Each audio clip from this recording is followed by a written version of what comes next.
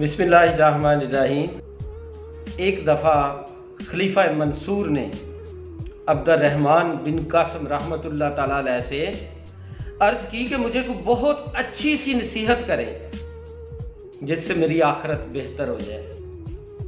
तो आप अब्दुर्रहमान बिन कासिम रहमतुल्लाह ताला अलैह ने फरमाया कि उमर बिन अब्दुल अजीज़ रहमतुल्लाह ताला अलैह जब इस दुनिया से गए 17 दिनार छोड़कर दुनिया से गए, तो आप फरमाते हैं 5 दिनार उनकी तदफीन पे लग गए और 2 दिनार उनकी कब्र खुदवाई पे लग गए। पीछे 10 बचे, तो आप फरमाते हैं उनके 11 बच्चे थे, एक एक दिनार भी ना मिला उनको। ये बाप की विरासत थी जो कि एक हुक्मरान रहे, बहुत ज़्यादा इंसानों की खिदमत करते रहे।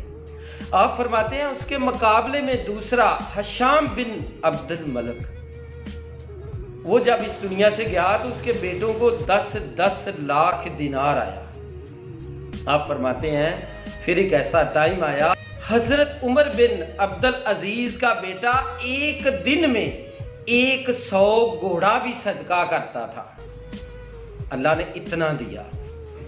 फरमाया वो जो हशाम इतना पैसा छोड़ के गया था कि 10 लाख दिनार एक बेटे को आया था, वो सदका ले रहा था बैठ के। देखें, हमें पता चला कि वो जो बंदा 10 दिनार छोड़ के गया था उसका बेटा 100 घोड़ा एक दिन में भी सदका कर रहा है, और जिसका बाप लाखों रुपया छोड़ के गया था उसके बेटे सदका ले रहे हैं। तो हमें पता चला कि अपने बच्चों की तलीम और तरबियत पे पैसा लगाएं, कुरान और सुन्नत के मुताबिक हम उनकी तरबियत करें, ना सिर्फ प्लाट बनाते बनाते इस दुनिया से चले गए जाएं और पैसा जमा करते हुए, बल्कि उनकी तरबियत पे जोर लगाएं।